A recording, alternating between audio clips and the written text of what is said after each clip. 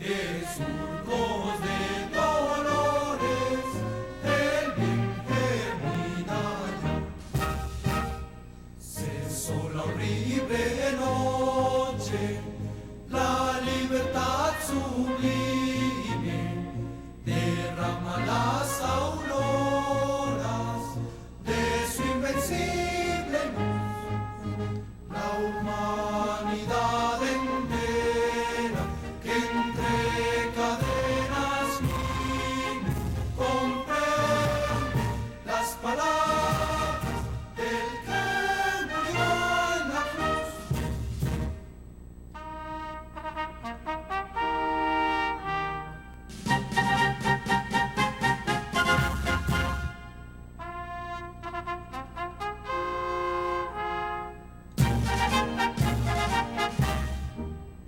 Oh gloria inmarcesible, oh júbilo inmortal, en surcos de dolores el bien germina ya, el bien germina ya. Oh gloria inmarcesible, oh júbilo inmortal, en surcos de dolores el bien germina ya. Muchas gracias.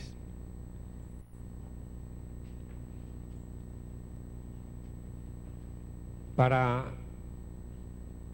iniciar entonces nuestro programa vamos a darle la palabra al doctor Juan Carlos Lancheros. Él viene en representación del doctor Jorge Eliezer Ballesteros, senador de la República, miembro de la Comisión Séptima Constitucional, y es uno de los senadores que tiene autoría en uno de los proyectos de ley estatutaria de salud. Una de las personas que en el Congreso le ha dedicado mucho tiempo al trabajo de la salud. El senador Ballesteros se ha excusado porque tenía ya otro evento justamente en el día de hoy. Él tiene que estar dirigiendo ese evento y por eso se ha excusado. Pero sabemos de las calidades académicas del doctor Juan Carlos Lancheros. Le decimos bienvenido y tiene el uso de la palabra, doctor Juan Carlos. Muy buenos días, muchísimas gracias, senador Avellaneda, senador Robledo, doctor Saúl Franco, a todos ustedes los presentes, un cordial saludo en nombre del senador Ballesteros y en mío propio. La presentación que voy a hacer tiene como objeto fundamental hacer dar una visión general sobre uno de los proyectos, básicamente el presentado por el senador Ballesteros, en compañía con el senador Roy Barreras, rotulado con el número 48 de 2012.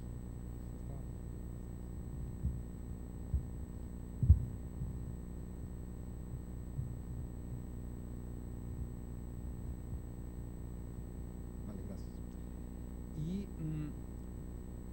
la idea es hacer una reflexión sobre los principales puntos de la norma y que ustedes hagan, digamos, las valoraciones que a bien tengan o que correspondan. Debo hacer una aclaración, y es que ya se ha presentado ponencia sobre, digamos, para primer debate, y esa ponencia, de hecho hay dos ponencias, ¿no? Hay dos ponencias y es posible que algunos de los elementos que están aquí recogidos no estén en el borrador, en las ponencias que se presentaron ante la comisión primera. Sin embargo, parece válido hacer una presentación de cuál fue el texto inicial. Sobre esa base, lo primero que hay que preguntarse es ¿por qué ley y por qué estatutaria? Lo primero es que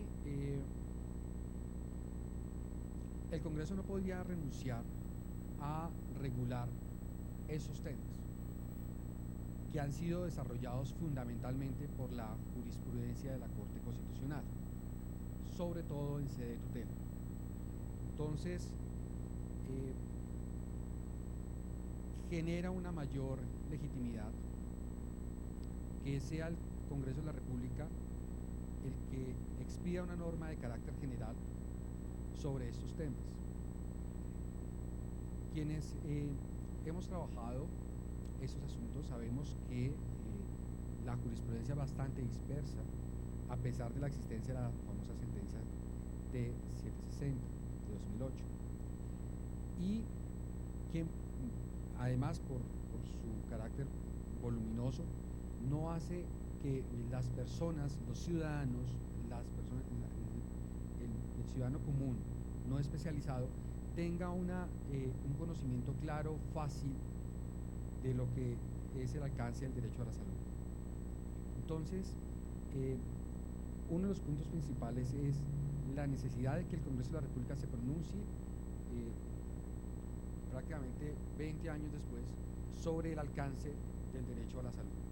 El segundo punto tiene que ver con una deuda histórica, porque parte de lo que ha pasado acá es que de alguna manera la Corte Constitucional toma un poco de ventaja, sienta las reglas del juego primero que el propio Congreso de la República.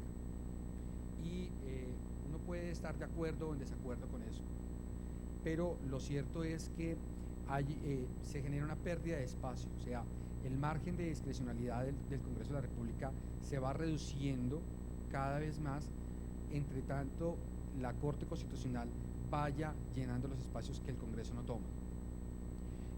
El hecho de que sea la Corte Constitucional la que se pronuncie no supone necesariamente que los pronunciamientos sean buenos, coherentes, sistematizados.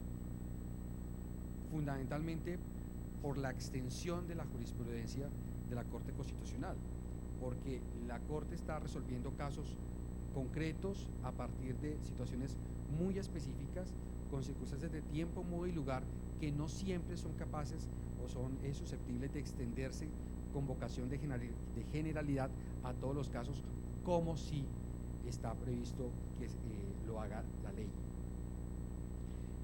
Un tercer punto es que esta, ley estatutaria recoge los puntos esenciales de la sentencia T760, y desde esa perspectiva es importante destacar que de alguna manera este proyecto tiene una visión minimalista, es decir, busca un acuerdo sobre mínimos, y el que busque un acuerdo sobre mínimos apunta a un contenido que no sea extenso, porque está pensado para los ciudadanos, para que lo entiendan. Y no siempre es fácil entender un texto cuando tiene 50, 60, 80, 100 artículos. Estamos hablando, recuerden, de una ley estatutaria. El segundo punto tiene que ver justamente con eso. ¿Por qué estatutaria? Y aquí hay una de las grandes dificultades, y hablo en general, pues para todos los ciudadanos, más que para las personas que están especializadas en este tema. Tiene que ver con que la naturaleza del derecho a la salud, inicialmente en el diseño constitucional, era un derecho económico, social y cultural de aplicación progresiva que se iba expandiendo a medida que los recursos y las posibilidades estatales permitieran que se garantizara el derecho. La Corte Constitucional, paulatinamente aplicando un criterio, el de conexidad, estableció que el derecho a la salud en ciertos casos era fundamental. Y esa aplicación, el reconocimiento de esa naturaleza, poco a poco se fue expandiendo a partir de los casos. Entre más casos le llegaban a la Corte, más iba reconociendo, concediendo acciones de tutela, que el núcleo esencial del derecho fundamental fuera cada vez más grande. Y eso ha generado, unas distorsiones muy importantes, porque a ciencia cierta son muy pocas las personas que pueden decir cuál es efectivamente el núcleo esencial del derecho a la salud y qué aspectos del derecho a la salud no se deben regular por ley estatutaria. Y eso es importante por varias razones, porque en el caso de ley estatutaria, la Corte Constitucional hace una revisión previa de la norma que aprueba el Congreso de la República antes de que entre en vigencia, mientras que en el caso de la ley ordinaria no.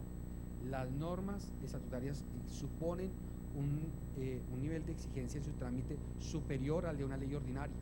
Entonces, si uno regula a través de una ley estatutaria elementos que no son por su naturaleza de ley estatutaria, lo que está haciendo es generando inflexibilidad en el sistema.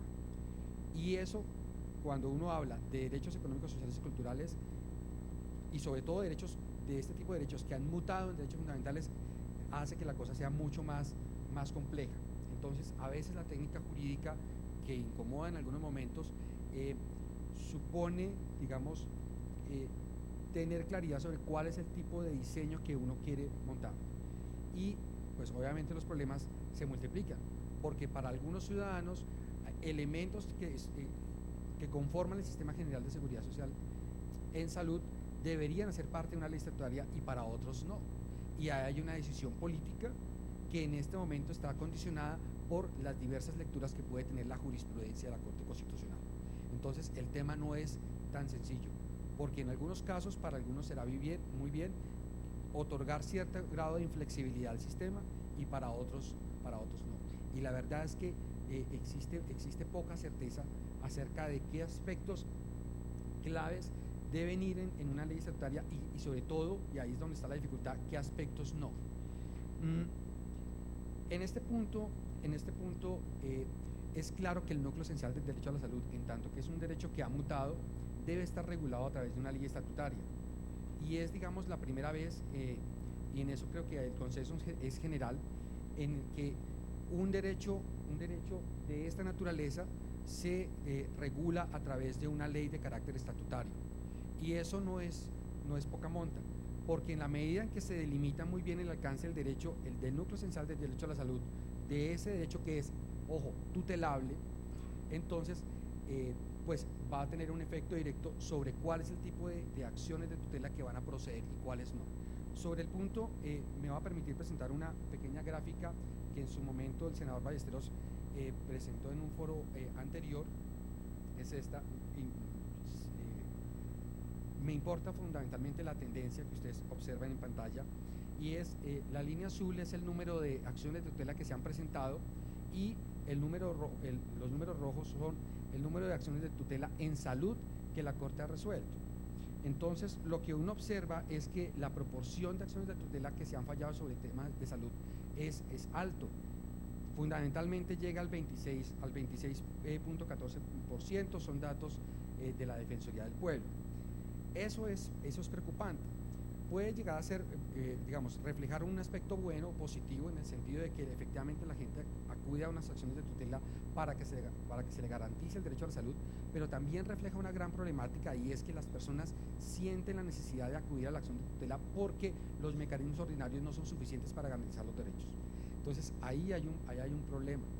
El segundo, y ahí hay también una solución o una respuesta que uno puede dar, y es reforzar el sistema, digamos, de cómo funciona el sistema administrativo, si uno lo quiere llamar de esa manera, para evitar que las personas tengan la necesidad de acudir ante un juez constitucional para que sea este juez el que les garantice el derecho a la salud.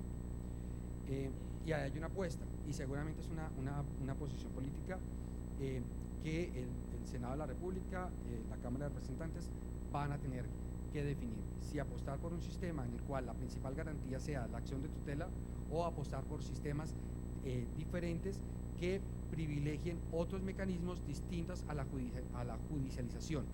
No es un tema sencillo y obviamente no es un tema pacífico. La segunda gráfica que quería presentar tiene que ver con el reflejo de una perversión. La perversión, no se nota, leeré las cifras, tiene que ver con el número creciente año a año de tutelas que buscan fundamentalmente que el juez garantice la prestación de un servicio o de un medicamento, o la entrega de un medicamento que ya está incluido en el POS. Y eso es un porcentaje que supera el 64% en régimen contributivo y el 70% en el régimen subsidiado, lo cual es pues una vagabundería.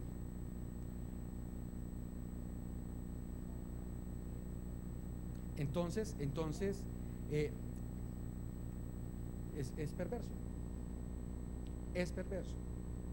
Entonces, ahí hay que tomar una posición y una radical. ¿Por qué? Pues porque facilitan recobros adicionales, pero fundamentalmente lo que está en juego ahí es el valor de la ley y el valor de la norma. Entonces, en caso de duda, yo me abstengo, el señor Valle presenta una acción de tutela y creo que eso hay que atajarlo de una buena vez. ¿Qué no es el proyecto presentado por los senadores Ballesteros y Barreras? No es un proyecto que apunte, digamos, como ley estatutaria, no es un proyecto que apunte a la modificación del sistema general de forma completa, sino que apunta a la protección del derecho a la salud como un derecho fundamental, bajo el entendido de que efectivamente va a tener que existir una ley ordinaria que haga una modificación o que genere unos ajustes a la concepción del sistema con un mayor o menor grado de profundidad, de acuerdo con los avances que se logren en este proyecto de ley estatutaria. Entonces, de alguna manera, el alcance de esa modificación posterior de la ley ordinaria va a tener que ver con los consensos que se logren alrededor del trámite de la ley estatutaria. Y en eso, digamos, los senadores autores del proyecto no son, digamos, ingenuos, sino que saben que efectivamente lo que se decida aquí va a marcar o va a condicionar el alcance del proyecto. Entonces, claro, uno puede ver el proyecto y decir, hombre, qué corto es, hay muchos temas por resolver,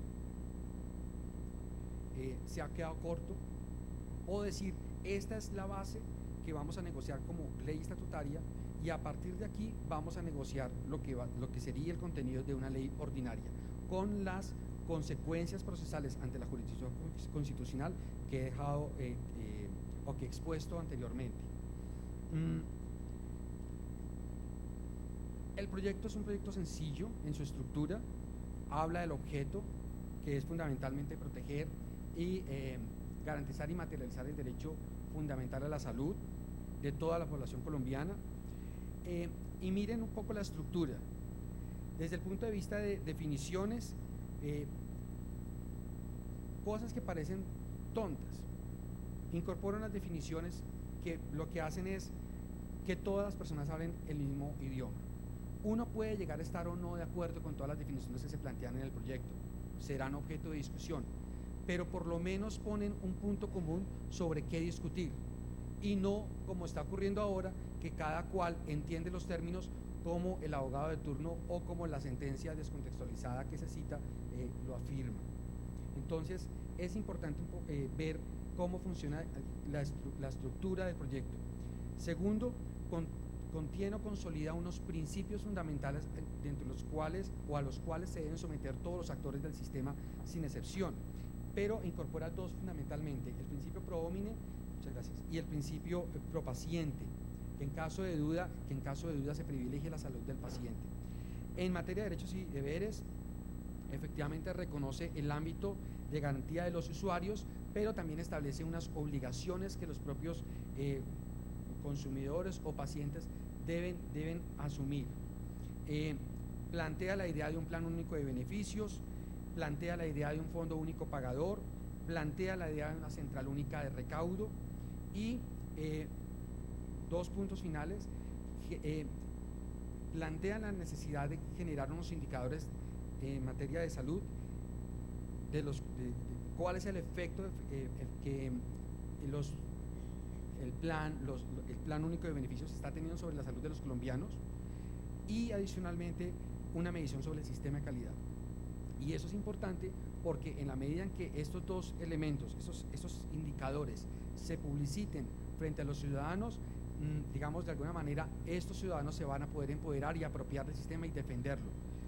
Creo que nadie gana con la quiebra del sistema para absolutamente nada. Lo último tiene que ver con el mecanismo especial de protección que se planteaba,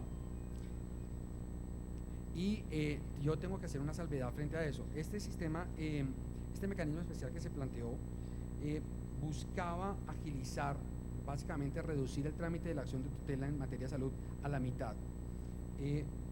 Es posible, y el senador Robledo no me permitirá mentir, que este recurso pudiera estar mucho mejor redactado, pero la verdad es que el senador Ballesteros, ante un poco como el escándalo que se generó, las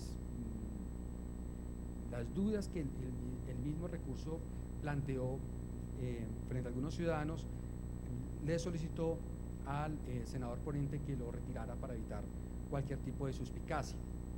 Sin embargo, y hecha esa aclaración, por supuesto, esta ley estatutaria no pretendía eliminar para nada la acción de tutela. La acción de tutela es de creación constitucional. La existencia de jueces especializados lo que buscaba es sistematizar la jurisprudencia en materia de salud y que fueran esos jueces especializados formados los que facilitaran el cumplimiento del derecho de la salud en los términos que la propia Corte Constitucional está establecido. Esto es una norma que se complementa con otras normas del Código de Procedimiento Administrativo y Contencioso Administrativo, lo cual supone que un juez no puede apartarse de la jurisprudencia constitucional de buenas a primeras. Entonces, de alguna manera, tenía, o vista desde esa ingenuidad, buscaba dotar de coherencia al sistema y obviamente apuntaba también a generar a disminuir la presión sobre los jueces de tutela y generar una mayor simplificación del sistema. En resumen, ¿qué era lo más importante del proyecto? Uno, ¿o qué es lo más importante del proyecto? Recuperar la credibilidad del sistema frente a todos los ciudadanos, empoderar a los usuarios con la divulgación de sus derechos, concientizar a los ciudadanos con la promoción de sus deberes y generar un esquema de sanción social al mal servicio. Y yo creo que eso también es muy importante, dando obviamente mayor seguridad jurídica y coherencia al sistema y dejando, digamos, en el tintero que el éxito de un sistema de salud eficiente no es que la acción de tutela sea eficiente para garantizar el derecho a la salud, sino que no haya necesidad de acudir a este mecanismo extraordinario de protección constitucional para que el derecho de salud de todos los colombianos se vea garantizado. Pues, senador, muchísimas gracias por su tiempo y su paciencia. Gracias a usted. A usted, doctor Juan Carlos Lancheros, muchas gracias. Vamos ahora entonces a seguir con otro proyecto de ley, el proyecto de ley 105/2012, dentro de los cuales está como autor el doctor Jorge Enrique Robledo.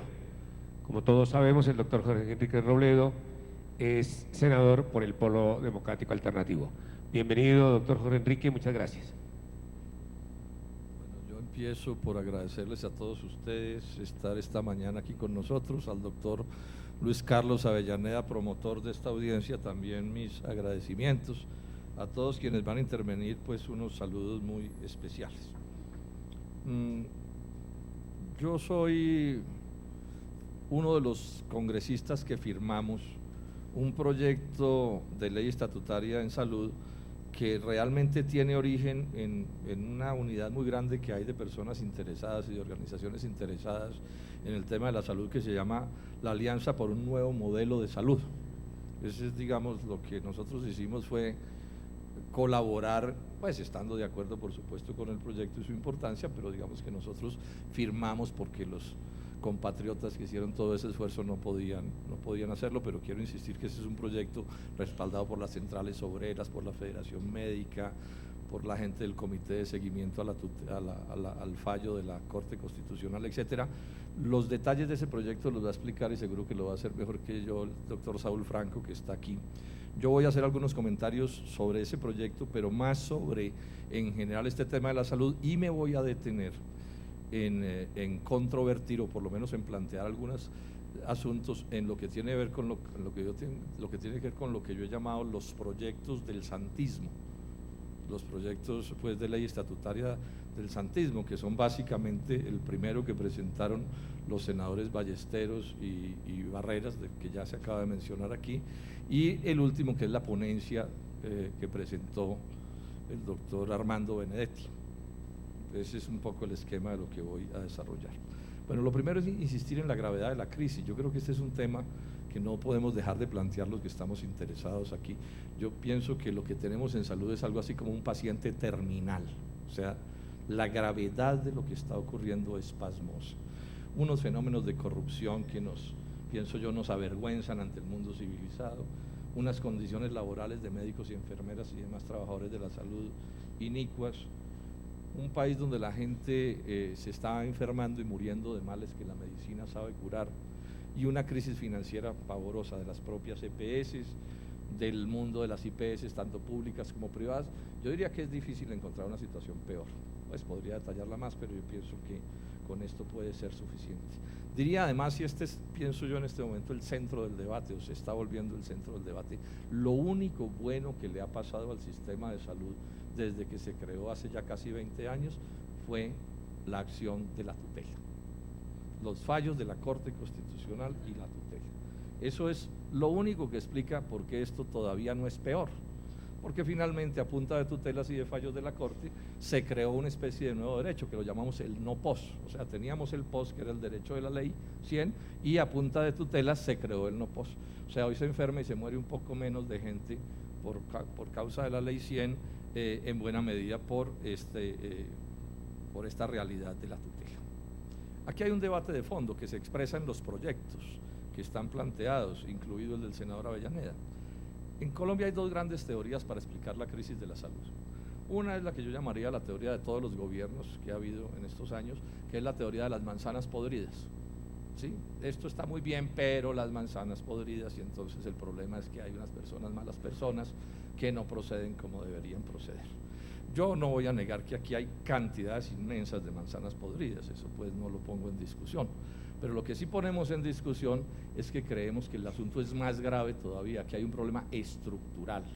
Este fue un árbol que nació torcido, y nació torcido, lo podríamos explicar de mil maneras, pero el tiempo no nos da, y lo resumo en una sola cosa. La ley 100 no es la ley para la salud de los colombianos, sino para el negocio financiero de la intermediación financiera con la salud de los colombianos. Son dos cosas completamente diferentes. Una cosa es una ley para brindar salud y otra cosa es una ley para ganar plata con la salud. Una cosa es un gerente de un sistema de salud que rinde cuentas al final del año por cuánta gente curó y cuánta enfermedad previno, etcétera, y otra cosa es un gerente que al final del año rinde cuentas de cuánta plata ganó con el negocio de la salud. Nosotros pensamos que si esto no se corrige, aquí no va a ser posible solucionar nada. Esto, lo que hay aquí es un negocio financiero. Mirando papeles me encontré una cosa de hace años, como hace bastantes años ya el presidente en esos días de Fasecolda se le hacía agua a la boca. Fasecolda de la agremiación de las aseguradoras, se le hacía agua a la boca contando cómo en el negocio del aseguramiento, que es un negocio de banqueros, la salud iba a pasar de representar con la ley 100 del 2.5% del total del negocio al 39% del total del negocio. Este es el lío que tenemos. Y entonces creo que es hora de insistir mucho en una cosa simpática que yo en estos días, pero que ilustra este lío de la salud. ¿Cuál es la regla de oro del neoliberalismo? Consiste en que el que tiene el oro pone la regla. Entonces, esta es una ley para banqueros y ese es, digamos, el origen de este problema. La ley que yo firmé, que repito es de la Alianza por el Nuevo Modelo de la Salud, es una ley que va al cambio estructural. Repito, se va a explicar más adelante, pero básicamente lo que plantea es no más intermediación financiera, administración de los recursos sí, pero no más EPS entendidas pues como eso está entendido hoy, que es un mecanismo de intermediación. En Colombia, el sistema de salud del magisterio, que tiene derechos superiores a los del resto de los colombianos, funciona sin EPS. Bueno, y en el mundo entero hay 1000 sistemas de salud que funcionan sin ese tipo de instituciones. Planteamos también con toda claridad que no debe haber POS, es decir, que los servicios de salud deben ser los que necesite el ciudadano, excluyendo solo cosas como cosméticas y ese tipo de cosas, pero en general todo lo que tenga que ver con salud se debe atender. Pensamos que en el mundo de las IPS deben actuar instituciones públicas y privadas, no es una propuesta de estatizar el sector, e insistimos en que debe haber unos derechos laborales, que es parte de la calidad del servicio, donde a los médicos y a las demás personas que trabajan allí se les garanticen todos sus derechos. Repito, eso se va a explicar con más detenimiento ahora. El lío en el que estamos entonces es supremamente grave, y aquí hay que señalar una cosa con toda franqueza. Llevamos ya más de 2 años del gobierno del presidente Santos, y lo único que ha sucedido en estos 2 años es que este problema se ha agravado. y se ha agravado porque el gobierno sostiene con todo dogmatismo contrario a la evidencia de que aquí esto se va a arreglar con más pañitos de agua tibia, cuando es claro que esto lo que necesita es alta cirugía. ¿Qué es lo que dice Santos al final? Que sigan las EPS, que siga el aseguramiento, que la estructura que se mantenga, el post restringido, etcétera, etcétera. Aquí le caben responsabilidades a los ministros, no hay duda, a todos, pero por supuesto que la responsabilidad fundamental tiene nombre: Santos Calderón Guamán. No hay nada que hacer. Y mientras él no se decida a empezar a arreglar estos problemas, que no va a ser fáciles de arreglar, aquí no vamos a poder avanzar.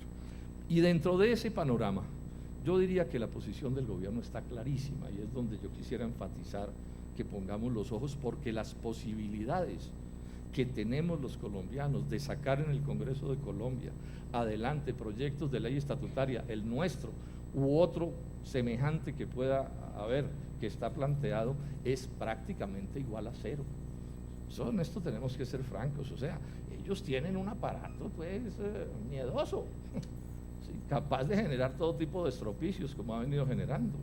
Y entonces parte del debate, al mismo tiempo que defendemos nuestro proyecto, es que entendamos cuál es el proyecto de los otros, porque no resulta que como los malos jugadores de ajedrez terminemos, uno mueve y mueve y mueve su pieza y de pronto, uy, me dieron mate, porque no se dio cuenta que el otro también le movía piezas. Ojo entonces con lo que está pasando. Entonces voy a dedicar estos pocos minutos más a señalar qué es lo que quiere el gobierno. ¿Qué es lo que quiere el gobierno? Dos frases del doctor Alejandro Gaviria. El Tiempo, 14 de septiembre de este año. Este modelo, o sea, el de hoy, el de las EPS, ni se ha evaluado en toda su dimensión, ni se le han hecho los ajustes que necesita.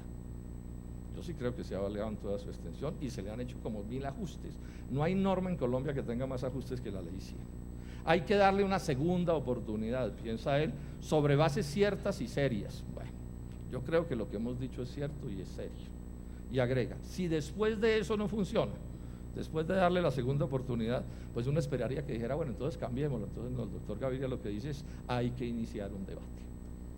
Hay que iniciar un debate, o sea que podemos tener sistema igual por lo menos para los próximos 20 años. Lo segundo, y este puede ser el punto más medular del debate, porque, insisto, lo único positivo que le ha pasado al sistema de salud en 20 años es la tutela. Y vamos a ver cómo el objeto principal del nuevo proyecto, de lo que viene haciendo el gobierno, es desmontar la tutela o reducirla a su mínima expresión, o condicionarla, o llenarla de dificultades. Dice el doctor Gaviria, semana noviembre 24, o sea, la semana pasada. La idea es que se resuelva qué se quiere cubrir en materia de salud. Que se resuelva qué se quiere cubrir, o sea, la idea del post limitado, la idea de que no se puede cubrir todo, eso es imposible, etcétera, etcétera. Y definir los mecanismos no judiciales de resolución de conflictos para evitar lo que pasa ahora que se administra la salud vía tutela.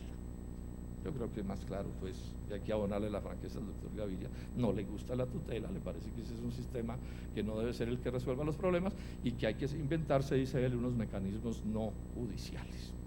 Aquí vale la pena hacer un poco de historia, porque se mencionó el proyecto 48, la ley 48 de los doctores Roy Barreras y Ballesteros, de manera precisa, con toda precisión, liquidaba la tutela en salud.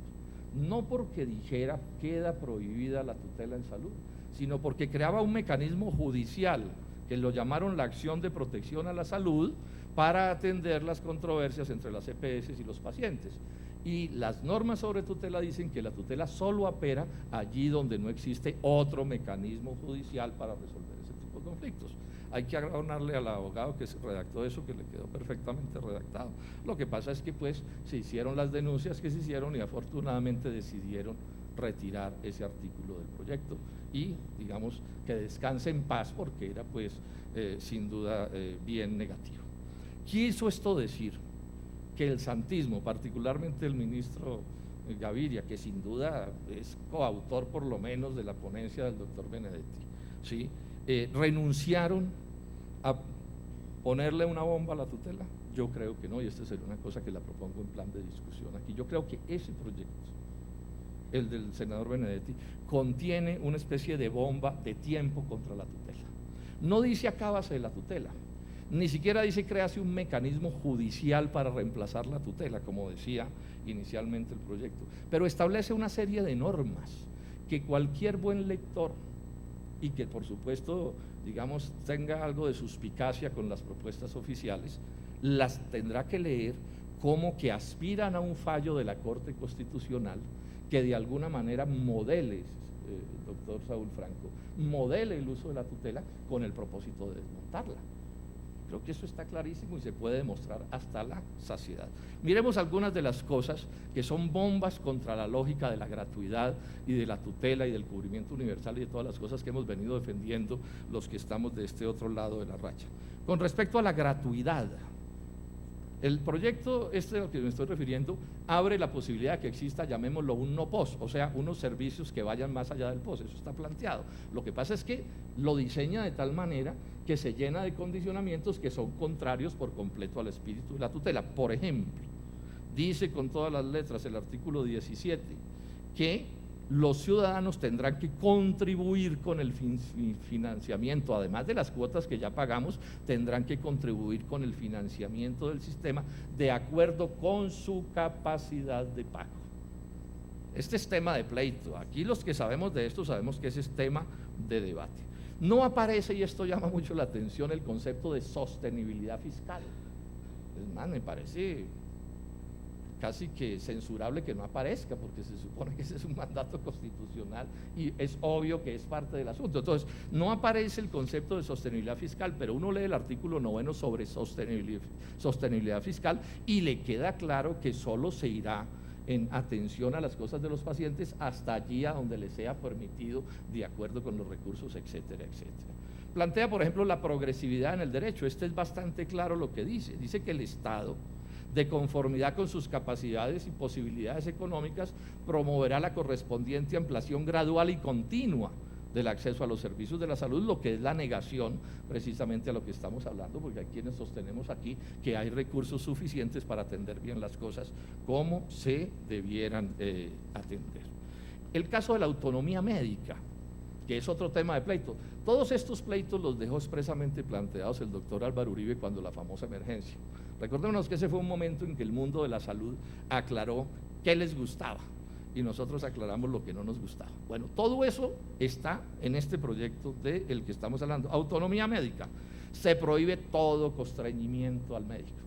Entonces uno lee eso y bueno, se pone alegre, pero después dice, sin perjuicio de que su concepto u opinión pueda ser revisado en función de la evidencia científica conforme a los mecanismos previstos en la presente ley. Ahora me imagino que no lo irán a coger de la corbata, ¿cierto? Y encuellarlo, pero esto a qué es a lo que le está abriendo el camino. Con respecto a condiciones laborales, no hay nada que valga la pena, alguna frasecita hueca que no aclara cosas como sí aclara el proyecto que nosotros presentamos. Introduce incluso el deber del autocuidado, que es también vieja idea en estos debates. Pero miren ustedes, también se redacta de manera cuidadosa.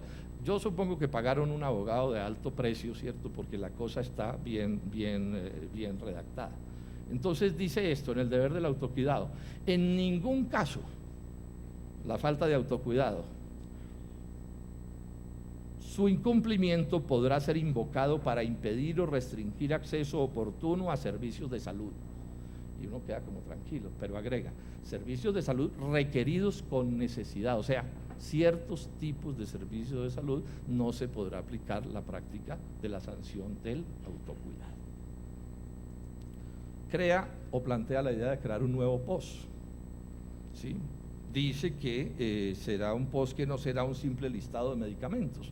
No avanza más, pero yo creo que esto está en el espíritu de lo que han venido diciendo desde hace rato, desde el ministro Santamaría, de volver al POS por, ¿cómo se llama?, por patologías. Pero recordemos cómo lo planteó Santamaría en su momento: se atenderá para lo que alcance con los recursos que haya, etcétera, etcétera, etcétera. Luego allí digamos que tampoco hay una situación verdaderamente nueva. Terminemos mirando con algún detalle el tema de la tutela. Señor ministro, buenos días. ¿Cómo funciona hoy la tutela?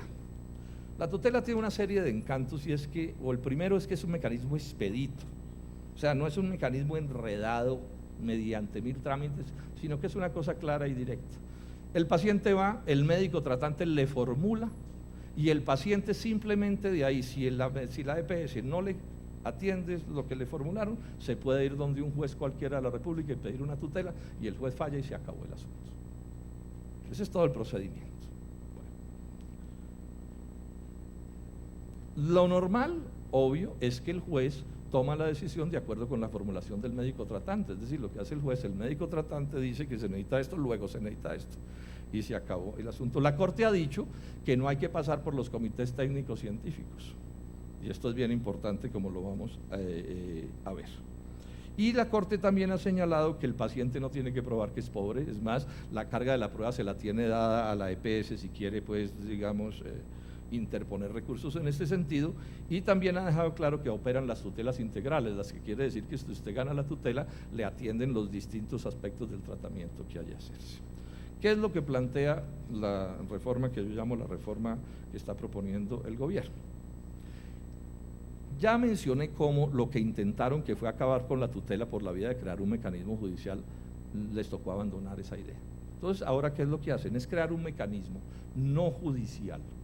Luego, en el sentido estricto, no acaba con la tutela en salud, pero si el día de mañana la Corte Constitucional dice que habrá que integrar, digamos, el viejo mecanismo de tutela, por llamarlo así, introducirle los factores que están en esto, pues habrá desaparecido, digamos, el mecanismo de tutela expedito que conocemos. Yo creo que es a eso a lo que le están apostando. Y cuando uno mira entonces qué es el tipo de cosas que aparecen aquí, se crea una junta médica, ¿sí?, que la va a reglamentar y a organizar el Ministerio de Salud. Junta médica que de entrada va a poder disputarle el concepto científico al médico tratante, cosa que por supuesto ya va a generar en los médicos tratantes una preocupación, y es, bueno, me va a tocar meterme además en un pleito con colegas míos a ver si lo que yo estoy formulando es razonable o no es razonable. Ese ya es un tiro, ¿sí?, contra la libertad del médico tratante y contra el derecho a la tutela. Podría suceder también que en una decisión de la Corte Constitucional la Corte dijera, bueno, el juez de tutela sí podrá tomar decisiones y tener en cuenta la decisión del médico tratante, pero tendrá que tener también en cuenta la decisión de este comité que estamos creando, médico, que le disputa el punto de vista, y tendrá que balancear y decidir por qué escoge una cosa o por qué escoge la otra, cosa que fácilmente paralizaría a los jueces de tutela, que hoy, digamos, se mueven bajo la responsabilidad científica del médico tratante. Se crean unos comités de servicios adicionales, ¿sí?, que son además los que para, digamos, ganar estos espacios que sigámoslos llamando de no posa, así no se llamen de esa manera en el proyecto, ¿cierto?, van a definir si se paga en todo o en parte lo que se consiga o lo que se termine definiendo. Inclusive en una redacción retorcida, hay que reconocer que el abogado que le metió la mano a esto sabe de redacciones, da la impresión de que no se invierte la carga de la prueba, pero sí se invierte la que hay hoy, y le traslada al usuario el probar que no tiene capacidad de pago. Y desaparecen las tutelas integrales que conocemos. Yo podría referirme a más cosas. Ahora aquí, pues, uno de quienes han luchado más en esto, el doctor Néstor Álvarez, me contaba otra serie de detalles de cómo son cosas que van dentro del proyecto, que son como unas especies de cargas de bombas de relojería prendidas para que estallen. ¿Cuándo? ¿En qué momento? Bueno, no sabemos. ¿Qué pasará? ¿Qué no pasará? Las presiones del gobierno nacional, del presidente Juan Manuel Santos sobre la Corte Constitucional son inauditas, no solo en este terreno, sino en todos los terrenos. Termino entonces diciendo esto. A mi juicio está claro que ese proyecto del gobierno nacional, aun cuando diga que no, mantiene el actual modelo. Me parece además poco sensato que una ley estatutaria no defina cuál modelo es el que se va a seguir y eso se lo transfiera a una ley ordinaria. Eso no le veo razonabilidad técnica. Finalmente, yo creo que ¿qué es lo que hacen? Aplazar la discusión para que sea en esa ley ordinaria donde nos definan que continúa el actual modelo. Entonces yo estoy seguro, y es el llamado que le hago a quienes hemos venido en esta lucha, para que pongamos los ojos sobre este proyecto, porque pareciera ser inocente y simplemente recopilar normas, pero no lo es, no lo es. Yo llamo la atención a esto y llamo la atención a la preocupación que yo tengo, ojalá me equivoque. Yo creo que la discusión no se va a poner en el proyecto de la Alianza por la Salud ni en el proyecto del senador Avellaneda, sino que se va a poner es en este tema del gobierno, que es el que tiene el músculo político para que en las comisiones primeras y en las demás partes esto se termine aprobando.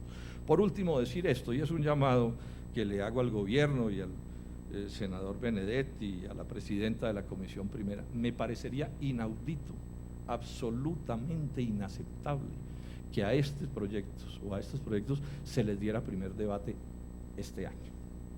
Y yo creo que eso no tendría antecedentes en la historia de Colombia. Que un tema de una complejidad como este, de una gravedad como este, se pretenda ultraferrocarrilear, es el nombre que se le da en el Congreso a las cosas cuando se hacen a la carrera, me parecería increíble. Yo esperaría que por lo menos de este evento hoy saliera. Hay que lamentar que digamos, no estén otros, digamos, de los senadores importantes de este proceso, pero pienso que el primer acuerdo que deberíamos sacar hoy de aquí es la idea de que estos temas los vamos a discutir el semestre entrante sin afanes, con tranquilidad, dándole tiempo a las universidades a opinar, al cuerpo médico, a todo el mundo, para que al final, pues, bueno, se vote lo que se quiera votar y las mayorías o no tendrán la capacidad de decidir, pero que por lo menos los colombianos sepamos con precisión lo que se está haciendo, porque a mi juicio, este proyecto del gobierno, lejos de resolver lo que necesitamos resolver en esta pavorosa crisis de la salud, lo que apunta es digamos, a mejorar las condiciones del negocio o a hacer viable el negocio, pero no a resolver los problemas de fondo que la salud de los colombianos necesita les sea resuelta. Muchas gracias.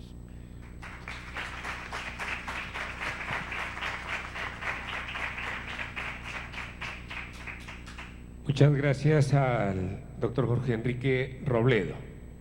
Siguiendo con la exposición de los proyectos de ley, vamos a tener ahora la exposición del doctor Olger Díaz, representante a la Cámara y autor del proyecto de ley 059-2012. Tiene el uso de la palabra, doctor Olger.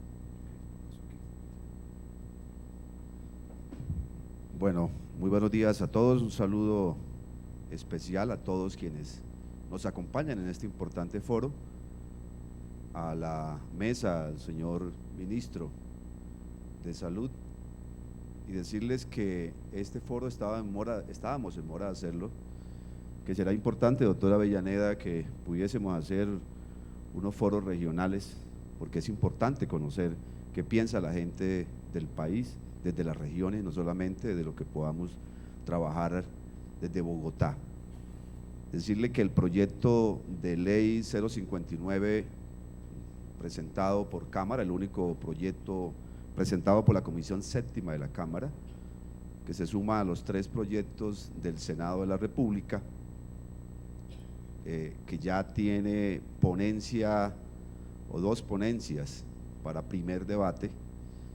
Esas ponencias no recogen el proyecto que nosotros presentamos en Cámara, y de hecho cuando haga su trámite por Cámara entraremos a revisar los temas estructurales que hemos construido en nuestra experiencia como médicos, en nuestra experiencia administrativa y en nuestra experiencia como legisladores.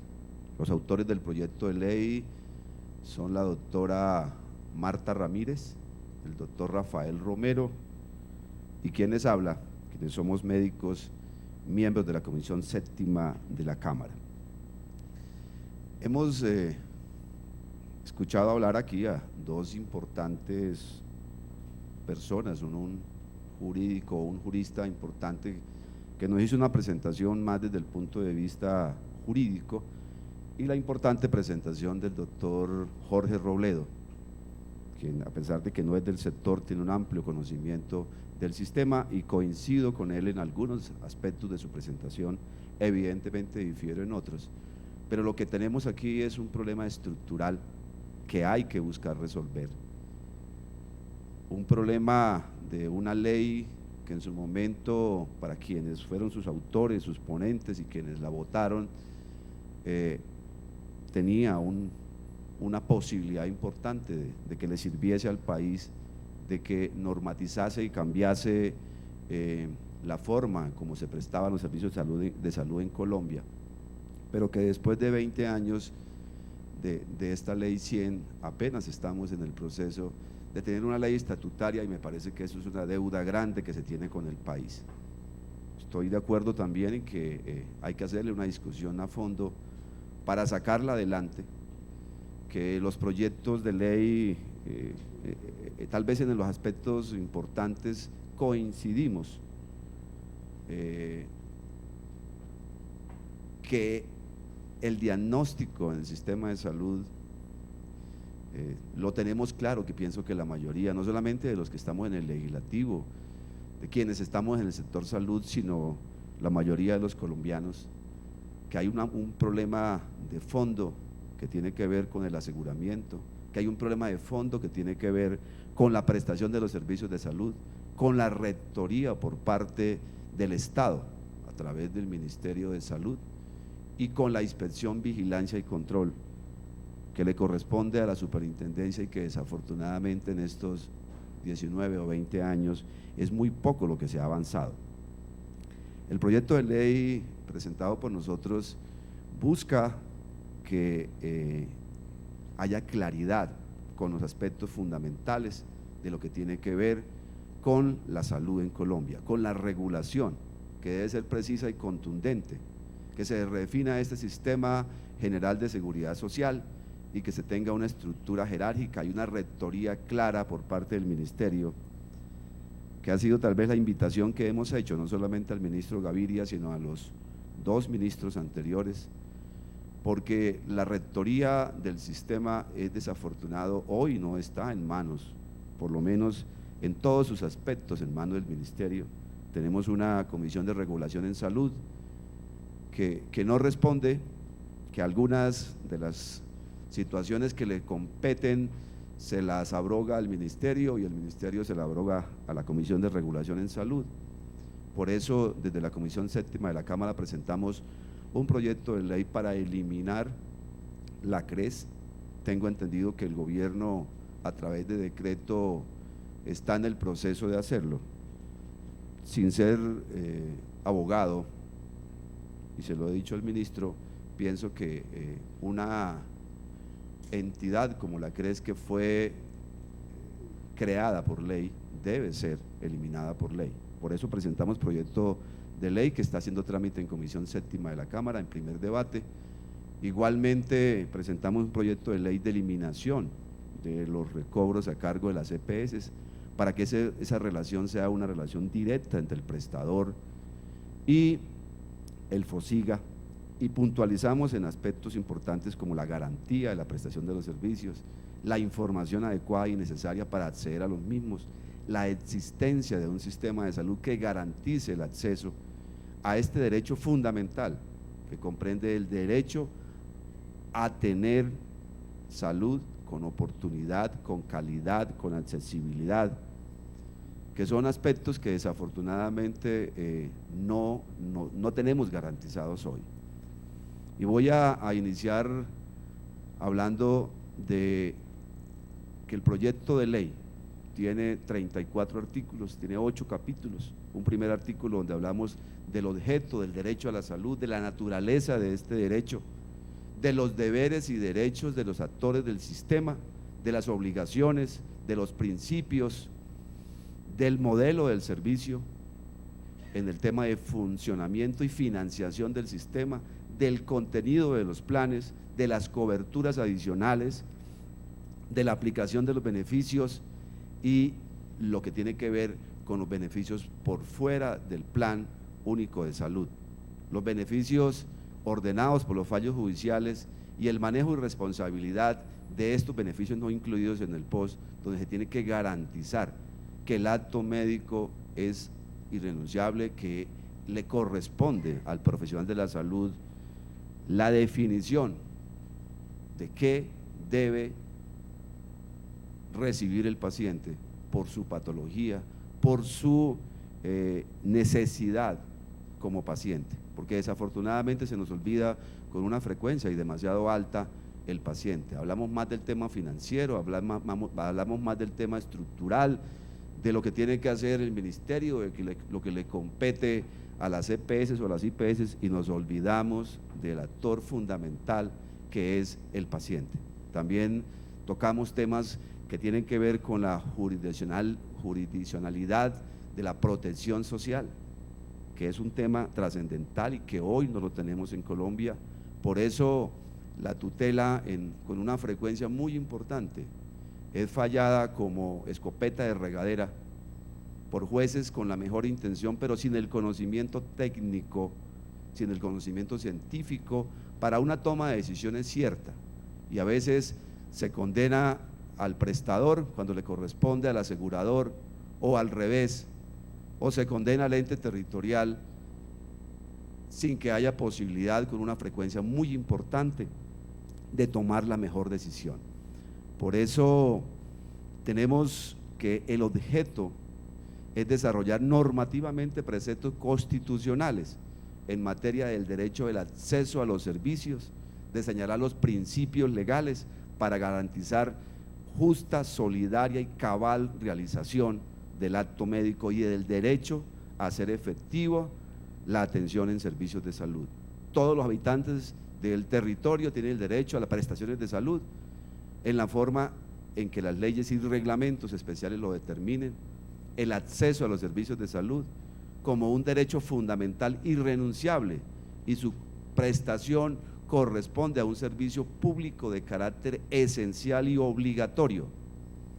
Igualmente se define en la ley los principios, y yo pienso que coincidimos seguramente todos los proyectos, las obligaciones en salud por parte del Estado, que es respetar, proteger y cumplir con las acciones necesarias para garantizar el ejercicio de este derecho, los deberes y obligaciones de los usuarios, y ahí coincido con el senador Robledo, y lo tenemos en el proyecto de ley, que uno de los aspectos importantes es el autocuidado, sin que signifique que esto libere a quienes les corresponde la atención oportuna, la atención con calidad y el acceso a los servicios de salud, que tal vez son los tres factores fundamentales que hoy en Colombia se vulneran cuando se accede a un servicio de salud.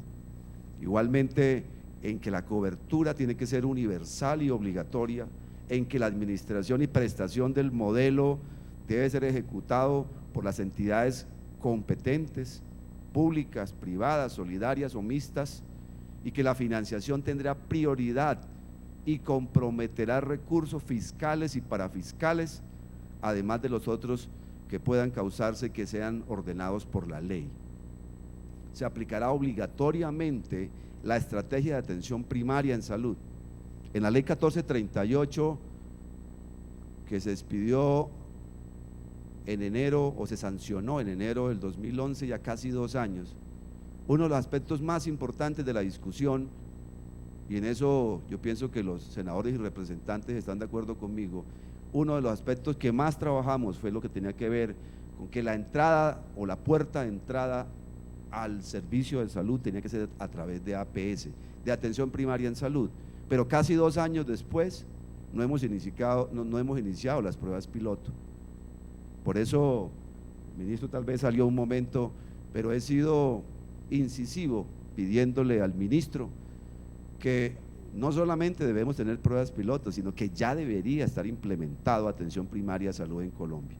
Es desafortunado que esto no ocurra, porque la promoción y prevención que venía definida en la ley 100 se quedó como un simple discurso, y en la práctica es muy poco lo que hemos podido avanzar, porque, y también coincido con el senador, en que en Colombia, a pesar de que hay cientos de leyes, decretos, resoluciones,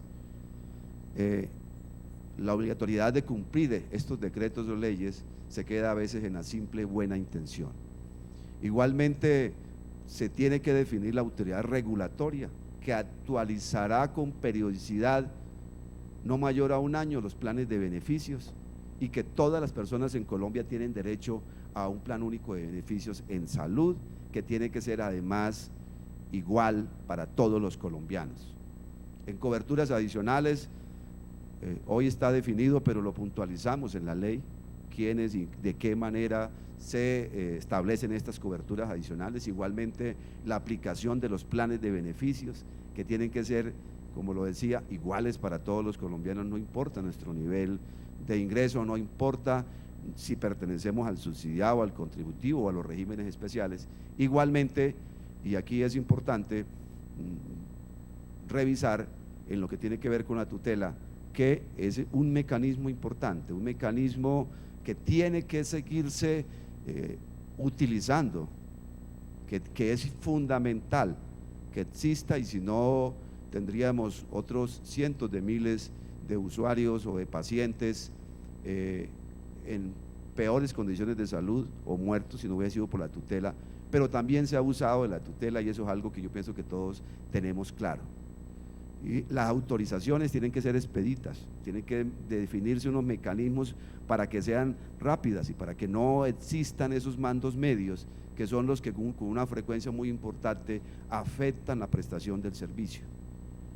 Nosotros nos descompensamos cuando aparece una publicación de un medio hablando del paciente que se murió en la sala de espera, el paciente que se murió en urgencias, pero quienes somos médicos sabemos que son cientos o miles más bien los pacientes que se mueren ya no en la urgencia ni en la sala de espera, sino en la hospitalización, en la unidad de cuidado intensivo, porque alguien no dio una autorización, porque a alguien simplemente se le olvidó